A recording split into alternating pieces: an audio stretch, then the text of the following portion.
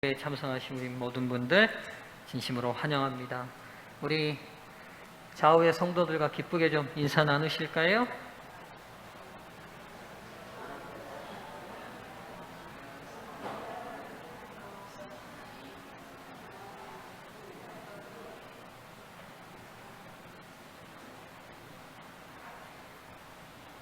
한 주 참 빨리 가죠. 예. 여러분도 그러는데 저도 금방 설교하면 금방 설교 돌아오는 것 같고 금방 설교하면 금방 설교 돌아오는 것 같습니다. 예. 오늘은 이제 요한계시록 드디어 13장 들어갑니다. 오늘은요 내용이 좀 많아서 제가 PPT로 준비를 했습니다.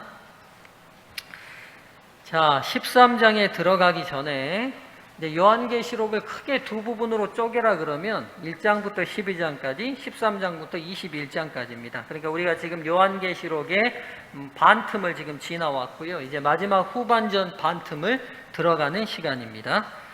자, 12장까지는요, 저희 현재 시점에서 볼 때 과거에 이미 성취된 예언입니다. 아시겠죠? 무슨 말씀인지. 요한이 계시를 받을 때는 하나도 성취되지 않은 예언이었어요. 그러나 2000년이 지난 지금 저희들 라오디게아 교회에 살고 있는 저희들은 1장부터 12장까지는 우리의 시점으로 볼 때 이미 과거에 성취된 예언입니다. 이제 13장부터 마지막 21장까지는 아직 이루어지지 않는 마지막 때에 일어날 예언들이 기록되어 있습니다. 예. 이제 이 예언 연구를 통해 예언대로 성취됨을 목격함으로 저희 모두가 주의 인도하심 아래 있음을 알게 될 것입니다. 그러나 이 예언들은 최후의 사건을 세부적으로 말해주고 있지 않습니다. 예를 들면 코로나19라는 바이러스가 일어날 것에 대한 아주 구체적이고 세부적인 예언은 없어요. 그러나 말세가 되면 무엇이 있겠다고는 예언이 돼 있어요? 온역이 있겠다. 전염병이 번지겠다는 예언은 있어요. 그러니까 세부적으로 말해주고 있지는 않다는 것을 기억하셔야 돼요. 그러기에 예언의 말씀 그 이상을 추측하고 상상하여 억측하지 않도록 조심해야 됩니다. 가령 코로나 바이러스 위에 또 어떤 바이러스가 나올까? 성경 예언에 무슨 예언이 있을까? 여러분 찾아도 없어요. 하나님께서 아주 세부적으로 우리에게 예언하지 않으셨어요. 그거는 이유가 있는데 예언을 주신 목적은 우리의 호기심을 만족하기 위한 것이 아니라 우리가 하나님을 향한 굳건한 믿음으로 준비되도록 하기 위함임을 꼭 기억하시기 바랍니다. 그러니까 무슨 말이냐? 시대를 볼 때 하나님이 이 세상을 주관하시는 정말 주권자인 것처럼 보이지 않는 여러 상황들이 펼쳐집니다. 그렇잖아요. 악인이 잘 되거나 의인이 고통받거나 뭔가 좀 선한 대로 되지 않는 여러 상황들을 들여다볼 때 과연 하나님께서 이 세상의 주권자가 맞으시고 그분이 영광 속의 심판자로 오실까라는 의심이 들 수 있는 여러 상황들이 펼쳐지지만 그분이 예언해 놓으신 예언들이 성취됨을 통하여 우리는 변함없이 그분이 이 세상의 주관자 되시고 구원자 되시고 필경 심판자로 이 땅에 다시 오실 것에 대한 굳건한 믿음을 예언의 성취를 통해 확인하고 기억할 수 있다는 겁니다. 예언의 목적이 이것이라는 사실을 기억하시고 우리가 13장을 들어가면 좋겠습니다.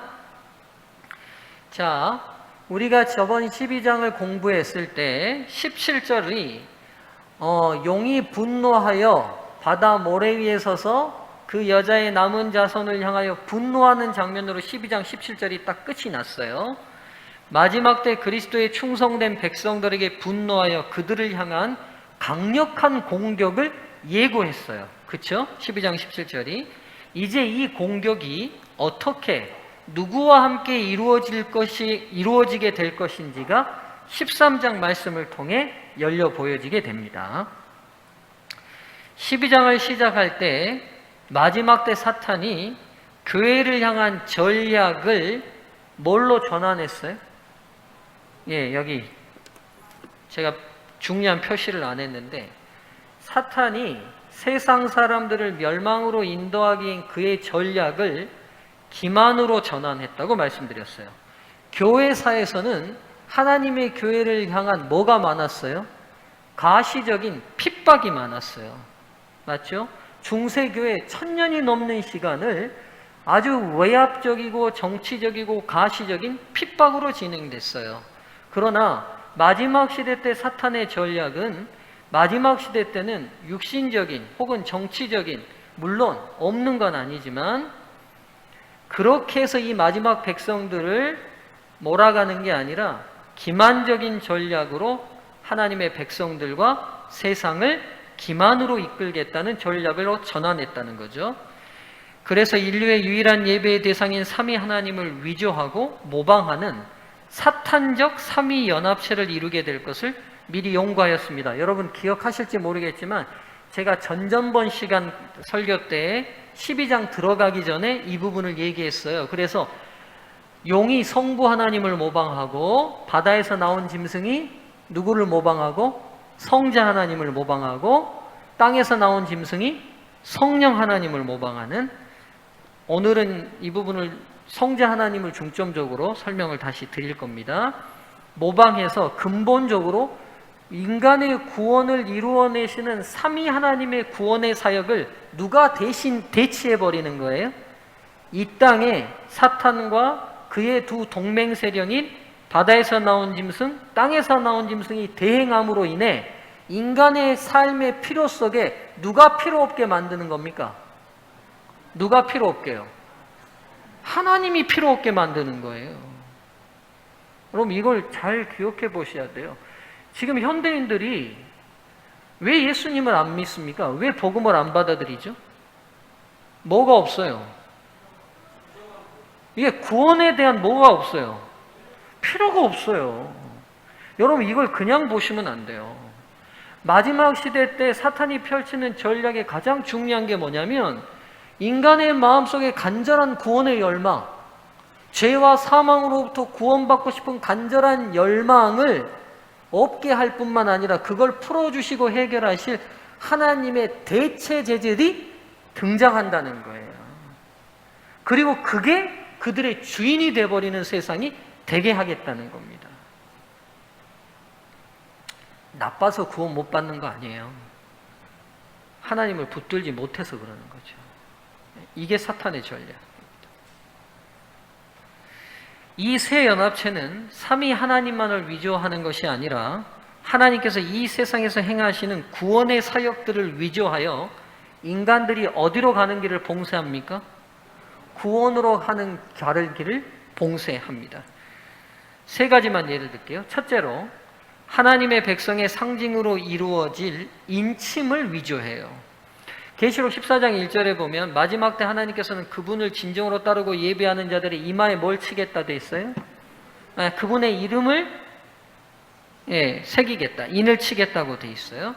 근데 계시록 13장 16절 17절을 보면 사탄은 자신과 그의 연합체에게 경배하는 자들의 이마에나 오른손에 뭘 받게 해? 짐승의 표를 받게 해요. 이렇게 함으로 하나님의 인을 받는 백성들과 반대되는 개념으로 자신들의 백성을 표시합니다. 중간지대가 없어질 거예요. 확고하게 하나님 편에 서든지 아니면 확고하게 하나님 없는 편에 쓸 거예요. 가운데 방황이 없게 될 겁니다. 그게 여러 시련과 어려움을 통해 우리 가운데 결정해야 될 순간이 가까이 다가오고 있는 게 마지막 때입니다. 둘째로 마지막 때에는 세상을 향한 하나님의 마지막 호소인 새 천사의 기별을 위조합니다. 하나님께서 마지막 이 땅의 백성들에게 창조주 하나님께로 돌아오라는 새 천사의 영원한 기별을 선포하십니다. 동일하게 계시록 16장 13절로 14절에 사탄의 새 연합체는 이 세상의 거짓 복음과 마귀의 영들을 보냅니다. 새 더러운 영들이 보내져요. 셋째는 인간의 모든 죄의 문제가 해결된 후 이루어질 새 예루살렘 도성을 위조합니다. 계시록 21장 2절로 4절에서는 하나님께서는 모든 인간의 이상적인 삶을 위한 갈망과 희망에 대한 응답과 해결책으로 거룩한 도성인 새 예루살렘을 이 세상 거민들에게 제공하십니다. 그런데 계시록 17장과 18절에는 사탄은 그의 조력자들과 함께 경제적 번영, 권력, 성공, 관능적 쾌락의 기초를 둔 바벨론 도성을 세상에 제공합니다.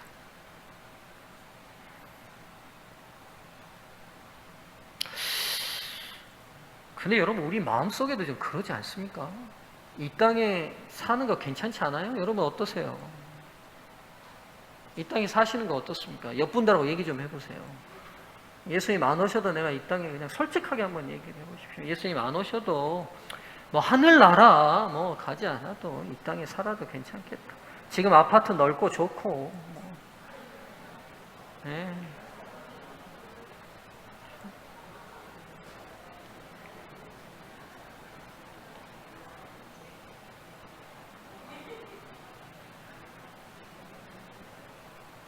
우리에게 갈수록 하나님의 나라에 대한 열망이 없어요. 그냥 이 땅 바벨론도 괜찮을 것 같아요. 이대로.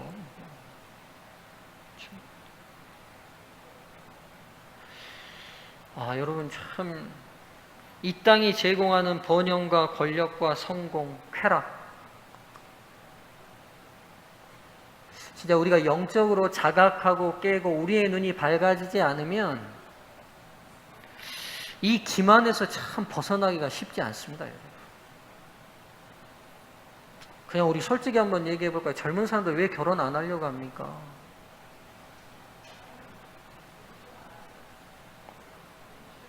우리 승유 결혼 안 한다고 그래요. 참 걱정스럽습니다. 지 얘기 하는지도 모르고 지금 저렇게 왜 안 해? 이렇게 하는데도 그냥 별로 안 하고 싶대요. 여러분 가만 생각해 보세요.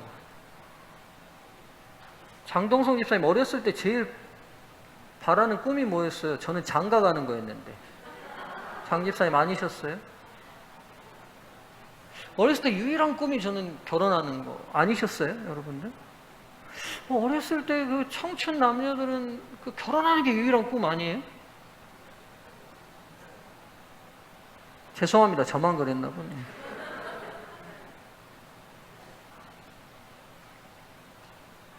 이 땅이 너무 재밌어요. 제가 보니까 우리 청년들의 삶들, 우리 재림 청년들도 마찬가지고 삶을 들여다보면 각종 스포츠, 각종 놀이문화, 고민할 필요도 없고 그 스포츠나 그 게임이나 여기 빠지면 1%의 고민도 없을 만큼 너무너무 재밌어요. 그게요, 부인하고 같이 사는 것보다 더 재밌어요. 내 자녀 낳아가지고 내 자녀를 예쁘게 키우고 그 아이들과 함께 하는 것보다 더 재밌다니까요. 무서운 세상 아닙니까, 여러분? 사람이 살면서 제일 재밌는 게 뭐예요? 제일 행복한 일이 뭡니까? 남녀가 만나 서로 사랑하여 모두의 축복 속에 결혼하고 그 사랑의 결과로 자기들을 닮은 귀한 자녀들을 낳아 또다시 그들을 성숙시켜 또 다른 아름다운 가정을 이루게 하는 것, 그게 인류가 겪어오면서 인류에게 있어서 최고의 중요한 일이었어요. 그래서 혼인은 인륜지 대사라고 했어요. 그래서 여러분 조선시대 때 평민이 장가를 가더라도 사모 관대를 입게 하고 왕비가 쓰는 화관을 쓰게 해줬어요. 평민이 결혼을 하더라도. 왜냐하면 최고의 인생의 일이, 중요한 일이기 때문에 신분제가 엄격한 사회 속에서라도 그날만큼은 양반 평민이라도 상민이라도 사모관대 문관의 옷을 입게 하고 왕비의 옷을 입게 해서 결혼하게 해줬거든요.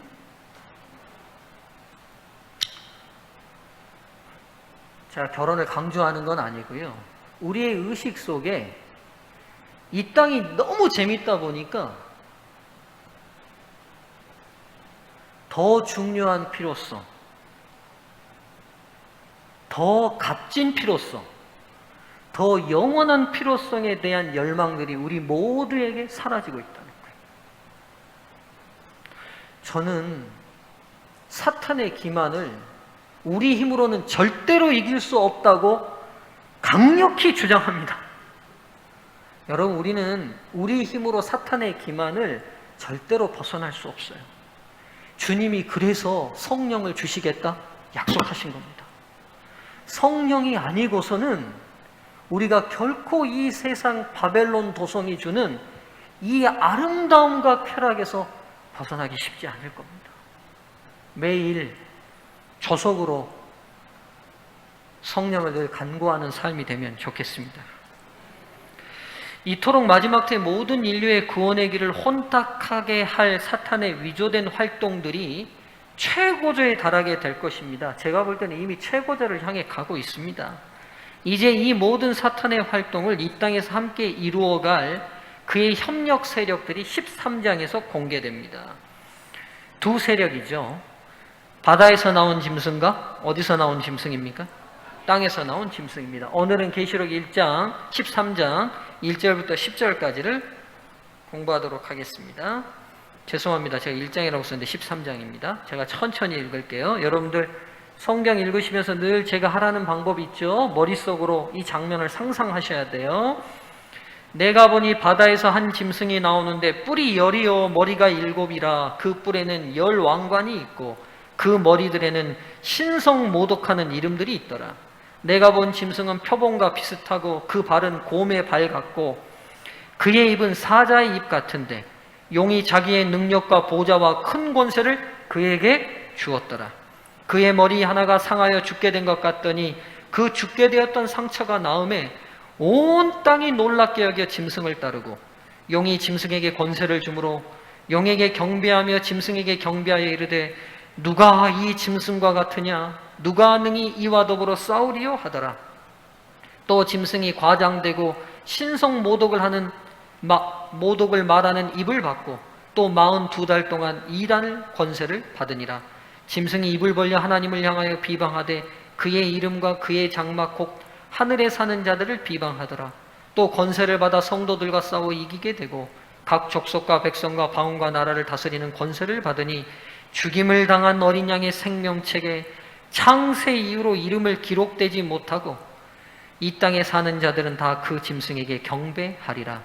누구든지 귀가 있거든 들을지어다. 사로잡힐 자는 사로잡혀 갈 것이요 칼에 죽을 자는 마땅히 칼에 죽을 것이니 성도들의 인내와 믿음이 여기 있느니라. 아멘. 이 바다에서 나온 짐승을 기록하고 있는 1절부터 10절까지는 크게 두 부분으로 나눌 수 있습니다. 1절부터 4절까지는 이 짐승을 묘사하고 있고요. 5절부터 10절까지는 이 짐승의 활동을 기록하고 있습니다. 먼저 이 짐승을 묘사하고 있는 이 부분을 좀 살펴보시죠. 자, 여기 보면 이 짐승의 특징이 있어요. 뿔이 10이고 머리가 7이고 그 뿔에 10 면류관이 있고 머리들에는 참남된 이름들이 있어요. 근데 몸은 뭐와 비슷하고 빨간 부분 표범과 비슷하고 발은 뭐와 비슷하죠? 곰과 비슷하고 그 입은 사자의 입과 같습니다. 자, 뿔이 10뿔이고 몸은 표범과 비슷하고 발은 곰과 비슷하고 입은 사자와 비슷합니다. 이걸 굳이 상상해서 그리자면 이런 모양이 될 겁니다. 그렇죠? 많이 보셨죠? 요즘 들어서 최근 들어서 많이 못 보셨죠? 예언을 많이 요즘 안 하다 보니까 다시 한번 기억을 새록새록 하면 이런 모습입니다. 이 짐승이 바다에서 나왔어요. 바다는 이 열국과 열방을 상징하니까 이 세상 국가들 중에서, 그리고 짐승은 정치 세력과 나라를 상징하니까 한 국가가 한 정치 세력이 출현한 겁니다. 근데 여러분, 이 짐승을 가만 보고 있으면 우리가 어디서 봤던 짐승을 섞어 놓은 것과 같다는 것이 바로 떠올라요. 예언을 공부하신 분은 우리가 바로 알아요. 이 짐승이 지금 어느 짐승, 예언의 어느 부분에서 등장하는 짐승들을 그대로 섞어 놓은 짐승입니까? 다니엘 7장에서 등장하는 4마리의 짐승을 그대로 섞어 놓은 짐승이에요. 자, 첫 번째 등장하던 짐승이 뭐였죠? 다니엘 7장에서 사자였죠. 사자였고, 두 번째는 곰이었고, 세 번째는 표범이었고, 네 번째는 열뿔 달린 무서운 짐승이었습니다. 이 짐승의 특징들을 그대로 가지고 있습니다. 맞죠? 이 짐승은 우리가 다니엘 7장을 하면서 역사적으로 어떤 나라들을 상징하는지를 이미 우리가 다 알고 있습니다. 사자는 어디를 상징했어요? 바벨론을 상징했죠. 여러분, 이 바벨론을 발굴해 보니까요, 이 바벨론의 정문인 게슈타르라는 문을 보니까 그 문에 독수리 날개 단 사자가 다 새겨져 있어요. 그러니까 다니엘은 계시 가운데 사자가 바다에서 독수리 날개고 딱 나온 이상 이게 어느 나라인지 바로 알았어요. 이게 바벨론인지 바로 알았어요. 왜냐하면 바벨론의 국가 문양으로 이 문장을 썼어요. 두 번째는 메데페르시아입니다. 바벨론을 멸망시킨, 세 번째는 페르시아를 멸망시킨 그리스, 네 번째는 그리스를 멸망시킨 로마입니다. 역사 순으로 이렇게 진행돼 가죠. 자, 이 네 나라의 특징을 모두 가지고 있는 이 짐승은 어떤 세력일까? 우리가 다 알고 있지만 복습 차원에서 다시 좀 보죠. 다니엘 7장 12절은 이 짐승을 이야기하며 이렇게 기록하고 있어요. 그 남은 모든 짐승은 그 권세를 빼앗겼으나 그 생명은 보존되어 정한 시기가 이르기를 기다리게 되었더라. 무슨 말이냐? 바벨론, 페르시아, 그리스, 로마가 역사 가운데는 그 권세를 잊고 사라지겠지만 그들이 가지고 있는 문화적 생명력은 살아서 후대에 뭘 미치겠다? 영향을 미치겠다는 것들을 예언이 기록하고 있어요. 그럼 이 다니엘 7장과 계시록 13장의 관련성을 한번 보죠. 자, 다니엘 7장에 사자가 먼저 등장합니다. 계시록 13장에 이 복합 짐승에게 사자적 특징이 있어요. 곰이 등장하고 곰의 발을 가졌고, 표범 등장하고, 용 등장하고, 열뿔 등장합니다. 그리고 그 다음 다니엘 7장에 등장한 나라가 어디였어요? 등장한 나라가 여기 써 있잖아요. 작은 뿔이었잖아요. 열뿔 중에 세 뿔을 뽑고 한 작은 뿔이 등장했잖아요. 그쵸?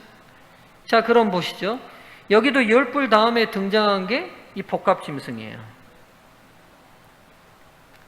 그러니까 여기서 이제 우리가 주념해야 볼 것은 이 열뿔에, 이 계시록 13장에 열뿔에 뭐가 씌워져 있다고 돼 있어요? 왕관이 씌워져 있다고 돼 있어요. 왕관은 권력을 가지고 있다는 상징이죠. 그러면 열 나라, 즉 로마가 멸망하고 난 다음에 분열된 열 제국이, 열 나라가 왕권을 휘두르고 있을 때 출현한다는 사실을 알 수 있어요. 이 복합 짐승은.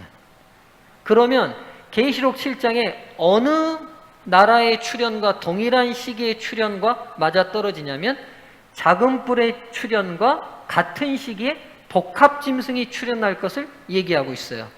그러면 이 작은 뿔은 뭐와 같은 세력이라는 거죠? 계시록 13장에 복합 짐승과 같은 세력임을 알 수 있습니다.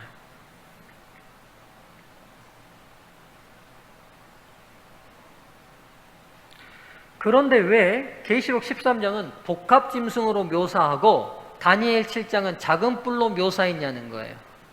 이유가 있어요. 다니엘 7장은 작은 뿔이 일어난 시점에 중점을 두고 예언을 하고 있어요. 즉 바벨론이 무너지면 그 다음 어느 나라가 일어날 것이고, 페르시아가 일어날 것이고, 페르시아가 무너지면 그 다음 그리스가 일어날 것이고, 그리스가 무너지면 로마가 일어날 것이고, 로마가 분열되고 멸망하고 난 다음에 열 나라로 흩어질 것이고, 열 나라로 찢어지고 난 다음에 헤롤리, 발단, 동고트라는 세 나라가 무너지고 난 다음에 등장한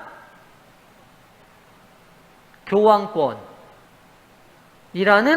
작은 뿔이 어느 시점에 일어날 건지에 대한 예언에 중점을 두다 보니까 이걸 차근차근 쓴 거예요. 그러면 왜 계시록 13장은 이 짐승들을 복합적인 짐승으로 묘사했냐는 거예요. 이 작은 뿔을. 여기는 앞 세력을 물려받은 성격과 특성에 중점을 두고 있어요. 즉 작은 뿔이라는 로마 교황권이 가지고 있는 국가적 특성이 바벨론, 페르시아, 그리스, 로마의 문화적 유산들을 그대로 물려받은 복합적 특성과 성격을 띠고 있기 때문에 이 짐승이 가진 특성과 활동을 묘사하려다 보니까 복합짐승으로 묘사하고 있다는 거예요. 이해되시죠? 즉 다니엘 7장과 13장은 예언의 중점을 어디에 두고 있느냐에 따라서 묘사가 다른 거예요. 이해되시죠? 그래서 여러분 로마 카톨릭의 위계 체제는 로마 제국의 위계 체계를 그대로 가지고 있어요. 그렇죠? 로마 황제를 어디서 뽑았어요? 원로원이 인정했어요. 원로원이라는 귀족 회의가. 그렇죠? 교황이 승하하고 죽고 나면 그 교황을 어디서 뽑아요?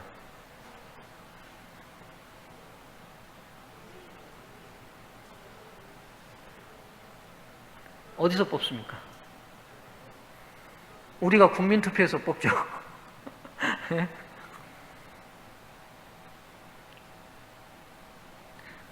아시는데 대답 안 하시는 거죠? 콘톨라베라는 추기경 회에서 뽑아요. 최고위 성직자들인 추기경들이 모여서 거기서 교황을 추대해요. 그러니까 이런 체계가, 이 조직적 체계가 그냥 만들어진 게 아니라 로마 제국의 터전 위에서 자란 로마 카톨릭은 그의 조직적 체계를, 제국이 가지고 있었던 조직적 체계를 그대로 가지고 왔어요. 그게 지금도 그대로 유지돼요. 요일제도 어디서 왔어요? 요일제도 바벨론의 무산이에요. 바벨론의 유산이에요. 그렇죠? 그 다음에 영화 미션 보셨어요? 영화 미션.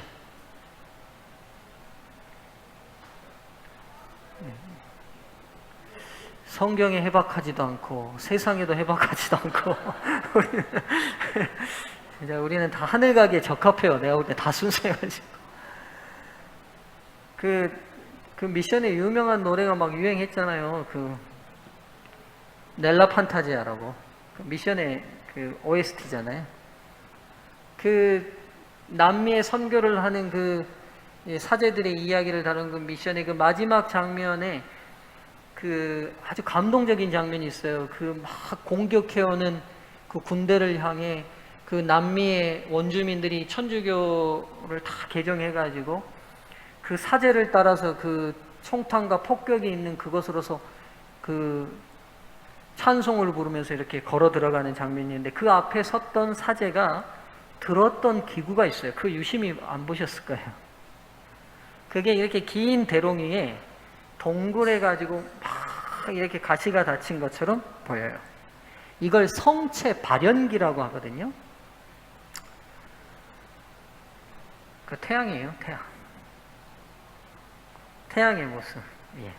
태양이 그 빛을 내고 있는. 그러니까 천주 로마 캐톨릭 안에 많이 들어있는 원형 돔, 몸의 모습, 그 다음에 성당을 지을 때 이렇게 그 스테인드 글라스를 동그랗게 하는 거, 우리 이병수 장님 천주교 신자여가지고 잘 아실 건데, 이런 것들, 이런 문화유산이 다 어디서 냐면 페르시아에서 왔어요. 페르시아가 태양신 숭배교, 조로아스터교의 일신교를 굉장히 강하게 숭배했던 나라예요. 이 페르시아의 유산물입니다. 페르시아. 그리스의 유산물은 이루 말할 것도 없어요. 로마 안에 아름다운 예술 작품들, 바티칸 가보세요. 피에타상. 여러분 피에타상 아시죠? 피에타상 뭐예요? 마리아가 예수님 십자가에서 내려서 이렇게 안고 있는 아주 유명한 이 대리석 상이잖아요. 그런 아름다운 조각들 다 어디서 온 문화예요? 그리스에서 왔어요. 그리스에서. 그리스가 대리석을 활용하는 일에 있어서 정말 진흙을 다루는 것처럼 탁월했어요. 성상을 만들고 성자들을 새기고 세인트들을 만드는 그 아름다운 모든 조각적 문화는 전부 다 그리스에서 물려받았어요. 그 다음에 예수님께만 기도하지 않고 많은 성자들을 가지고 있잖아요. 그렇죠? 이런 문화가 다 어디서 왔어요? 그리스 로마 신화에서 왔어요. 왜냐하면 그리스 로마 신화에서는 끊임없이 신들이 어떻게 되죠? 결혼해서 생성되고 또 만들어지고 또 만들어지잖아요. 그래서 계속해서 교회 안에 또 다른 성자와 또 다른 성자와 또 다른 성자가 계속해서 생겨나는 문화들이 만들어진 거예요. 즉 로마의 터전 멸망 후에 그 토대 위에 세워진 캐토릭은 그냥 혼자의 독특한 문화로 형성된 것이 아니라 앞서 지나갔던 모든 제국들의 정신과 문화를 그대로 이어받았다는 사실을 계시록 13장이 정확하게 보여주고 있어요.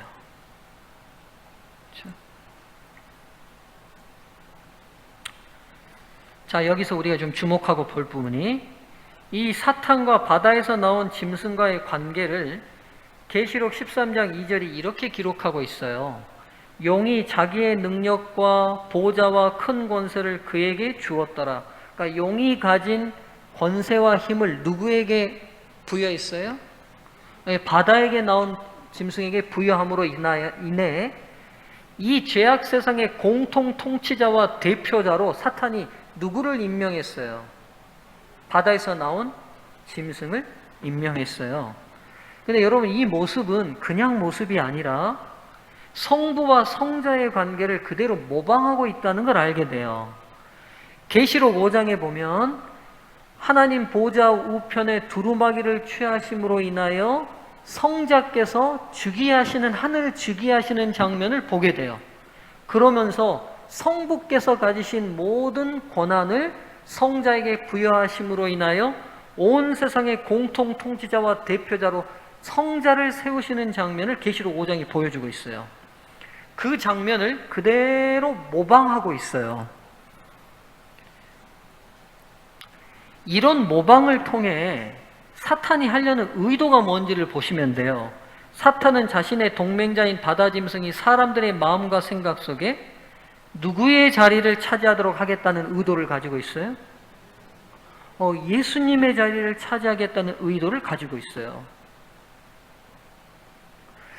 자, 여러분, 여기서 우리가 잘 생각하셔야 될 게 있어요. 뭐냐면 사탄이란 존재 자체가 전쟁을 일으키고 악한 행동을 하고 사람들을 혐오스럽게 하는 일들을 하는 것이 주 목적이 아니라 도덕적이고 깨끗하고 바르게 산다 할지라도 누구만 거부하게 만든다면 사탄은 성공하는 거예요. 맞아요, 여러분. 이게 사탄의 의도라는 걸 기억하셔야 돼요.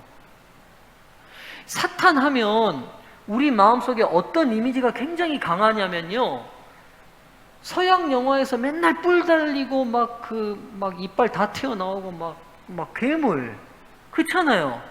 그래서 딱 보면 우리는 누굴 거라고 다 이해해버려요. 사탄을 알아볼 거라고 생각해요. 드라큘라, 막 사람 피를 빨아먹고 등장하면 늘 음스만 어둠 속에서만 등장하고, 그렇지 않는다는 거예요.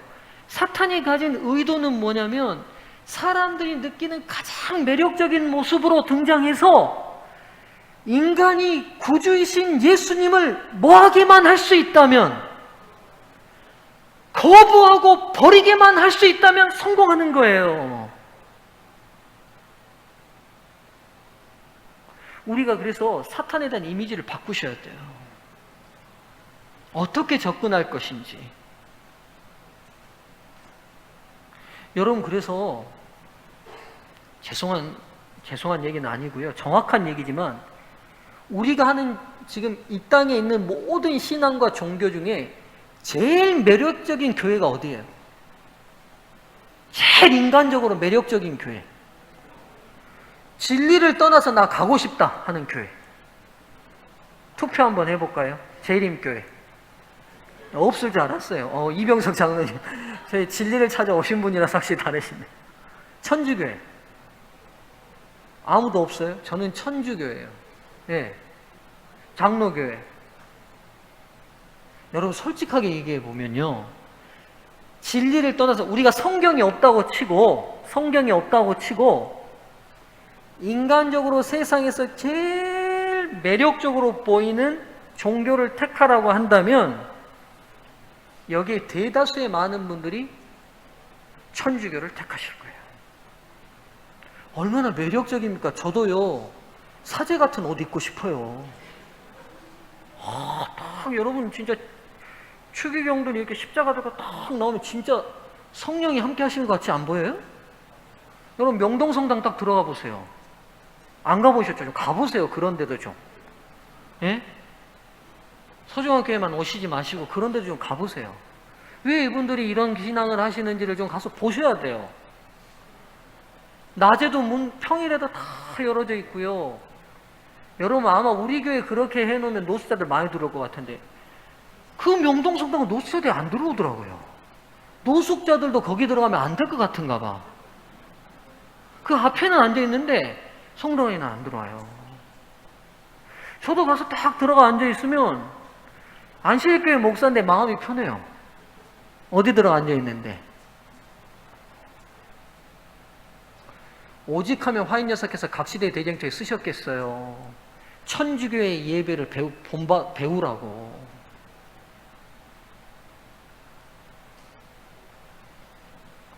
맞다고요, 여러분. 근데 여러분 가만 보세요. 그 아름다운 매력을 통해 끊임없이 그리스도를 높이는지 아니면 그리스도가 하는 일들을 자꾸 대행하고 있는지. 죄를 사하는 유일한 분은 누구세요? 오직 우리 주 예수 그리스도 외에는 없어요. 근데 그 매력적인 교회는 사제들이 죄를 사해줘요.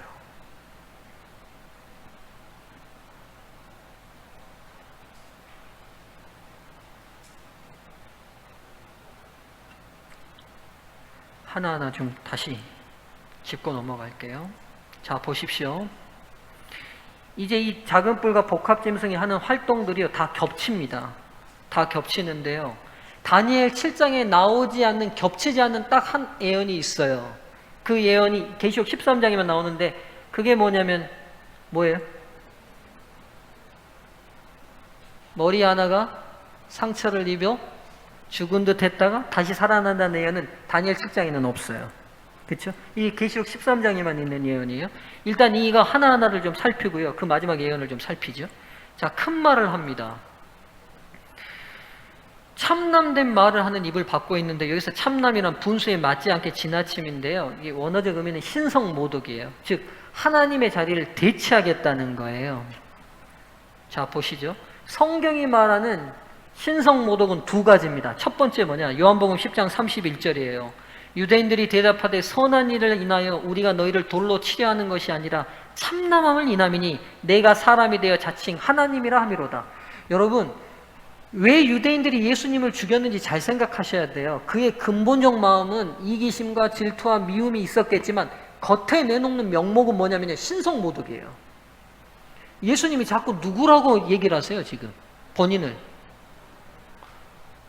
내가 여호와 하나님이라고 얘기해버려요. 유대인들이 거기에 분노를 느끼는 거예요. 네가 하나님이야?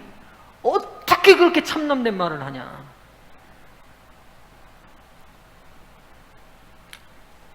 교황은 지극히 숭엄하시고 높으신 분이시기 때문에 그는 단순한 인간이 아니라 하나님이며 하나님의 대리자이다.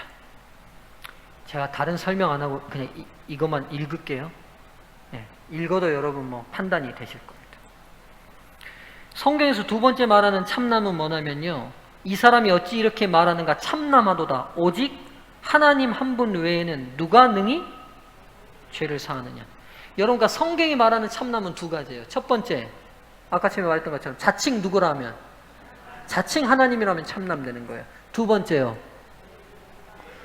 오직 하나님께만 속한 고유의 중요한 권한이 속죄적 권한이에요. 왜냐하면, 자 보세요. 우리 승유가 성우랑 놀다가 다치겠다고 칩시다. 그럼 내가 가서 아이고 성우야 괜찮아? 하고 나지만 너무 심하게 다치면 내가 누구한테도 사과를 해요, 보통 우리가. 성우? 한테 하고 나면 끝나요? 김종원 성우가 가르치잖아요, 지금 김종원 집사님. 자기 아빠한테 사과해야 되는데. 왜 그러죠? 왜 김종원 집사에게 우리가 그냥 일상적으로 그렇게 하고 있지만 내 자식이 잘못되고 그 자식한테 혹시라도 잘못하고 나면 그 부모님을 찾아가서 그 부모님들이 사과하잖아요. 죄송하다고. 왜 그럽니까? 그 부모한테 왜 해요? 실질적인 잘못은 그 자식한테 했는데.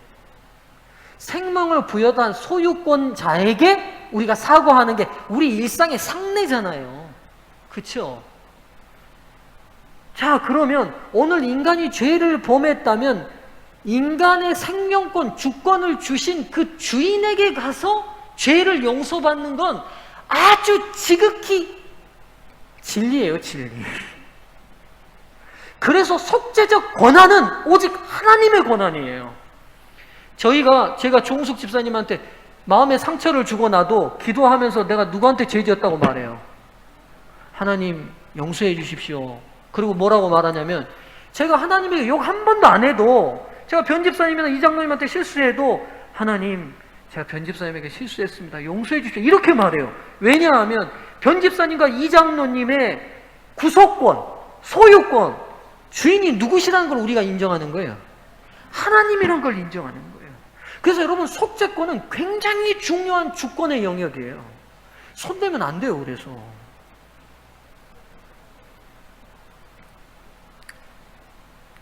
하늘이나 지구 어디든 내가 원하는 곳에서 찾아보라.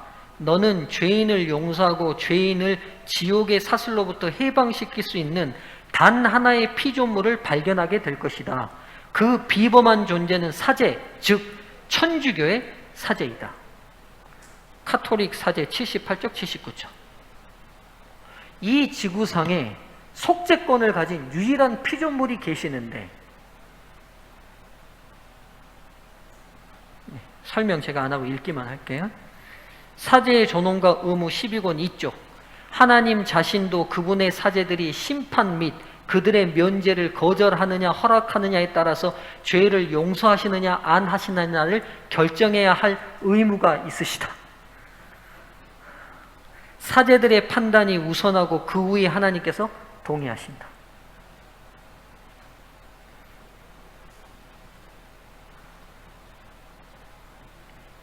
자, 여러분 여기서 우리가 조심하셔야 될 게 있어요. 제가 예언을 가르치면 늘 이게 조심스러운데 이것 때문에 우리가 이 신앙을 하는 누구를 미워하거나 불편하시면 안 돼요. 지금 이 단체가 가진 정신을 얘기하고 있는 거예요. 실은 이곳에 우리보다 더 선량하고 더 선한 양심으로 하나님을 찾으려는 분들이 그곳에 많아요. 성령께서 그들을 늦은 빛 성령으로 인도하실 거예요. 우리가 그거 믿잖아요. 그렇죠? 근데 지금 우리가 이들이 지향하는 정신과 사상이 무엇냐를 정확히 알아야 되기 때문에 말하는 거예요. 복합짐승의 특징 42달 일할 권세를 받았습니다. 여러분 이건 제가 설명 더 안 해도 되겠죠? 이거는 우리가 다 아는 내용이니까 제가 빨리빨리 좀 넘어갈게요. 시간이 없으니까요. 1260년 동안 성도를 괴롭히는 거, 한때와 두때를 이게 다 여러분 다 아시는 내용이니까 제가 넘어가도 되겠죠? 예, 괜찮죠? 혹시 넘어가지 안 되면 손 드십시오. 그럼 제가 설명할게요. 자, 로마 교황권이 드디어 이 나폴레옹이 이 개혁주의자였거든요. 근데 이 개혁에 늘 반대에 잘 걸림돌이 뭐였냐면 이 천주교였어요. 그래서 그가 힘을 얻고 난 다음에 그의 부장 베르티에를 보내가지고 교황령을 폐쇄시키고 교황을 잡아와 버렸죠. 아주 뭐 세계사에서 아주 획기적인 사건이 일어났죠. 그러면서 일시적으로 교황 피우스 6세가 잡혀와서 죽고 교황령이 일시적으로 폐쇄되는데 교황령이 없어지지는 않았습니다. 그러나 더 이상 힘을 발휘 못하게 돼버렸죠. 그 특징을 이렇게 묘사했어요. 성경이. 그의 머리 하나가 상하여 죽게 된 것 같더니. 참 이 예언이 이 짧은 글인데 이 역사를 어떻게 이렇게 묘사하고 있는지 모르겠어요. 1798년 이후 교황권은 유지되었으나 그 세력은 빼앗겼으며 1870년 마침내 교황 국가는 이탈리아 연합국에 완전히 흡수되었다. 여러분 교황권, 그 로마 카톨릭 교황권을요 지금의 바티칸이 있는 조그마한 도시국가로 생각하시면 안 돼요. 생긴 이래 그들은요 이태리 반도의 상당 부분을 가지고 있는 하나의 국가였어요. 그게 나폴레옹 때 없어지고 이탈리아라는 국가로 다 흡수돼 버렸던 거예요. 그러니까 불과 영토를 잃은 게 얼마 안 돼요. 그 영토가 조그마지 않았습니다. 로마 도시 하나만도 아니었어요. 이탈리아 중부 전체가 다 교황령이었어요. 교황의 영토였어요.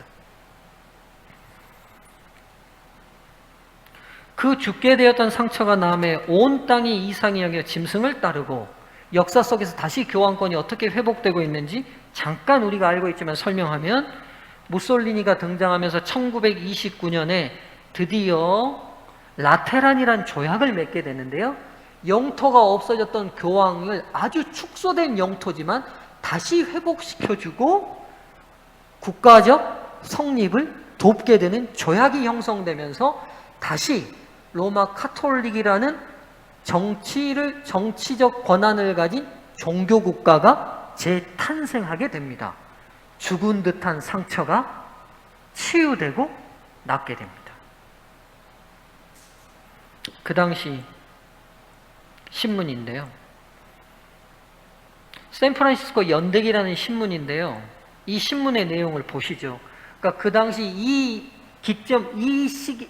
이 조약을 예언에 관심이 있었던 많은 사람들은 계시록 13장과 그대로 연결을 시켰어요. 이 기사를 보시죠.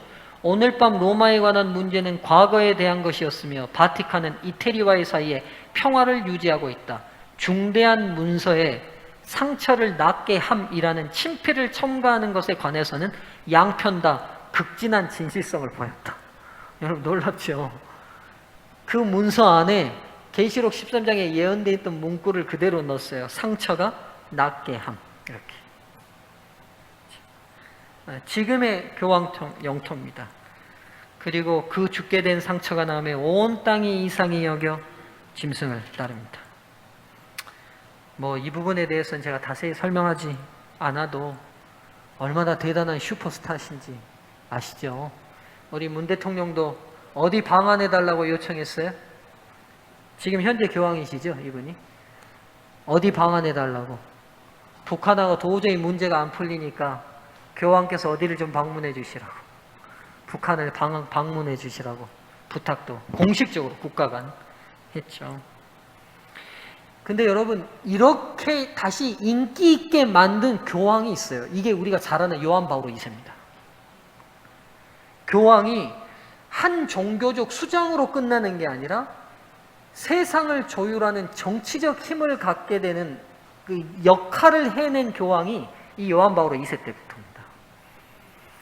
요한 바오로 2세는 아마도 현대의 가장 카리스마적인 교황일 것이다. 그는 1년이란 짧은 기간 동안 수백만에게 인기를 얻었으며 자신을 서방 세계에서 가장 중요한 유일의 종교 지도자로서 중심적인 위치에 올려놓았다.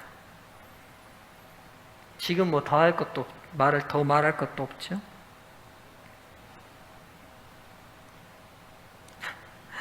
여러분, 정말 재밌는 기사입니다. 신문 기사인데요. 보시죠. 구름을 타고 앉은 하느님이 천사들과 더불어 TV 구경을 하고 있다. TV 화면에는 마침 교황이 많은 군중들로부터 환영을 받고 있는 모습이 중계되는 중이다. 하느님이 기분 좋게 웃으시며 하는 말, 나도 저 사람만큼 인기가 있어 봤으면 좋겠어.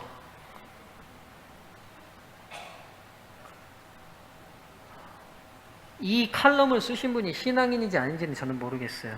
근데 일반 사설을 쓰는 논객의 눈에도 교황 성화는 이미 한 종교의 수장이 아니라 하나님을 그들이 믿고 신뢰하고 따르고 전적으로 순종해야 될 하나님을 능가하는 존재라고 보이는 거죠. 이게 중요한 거죠.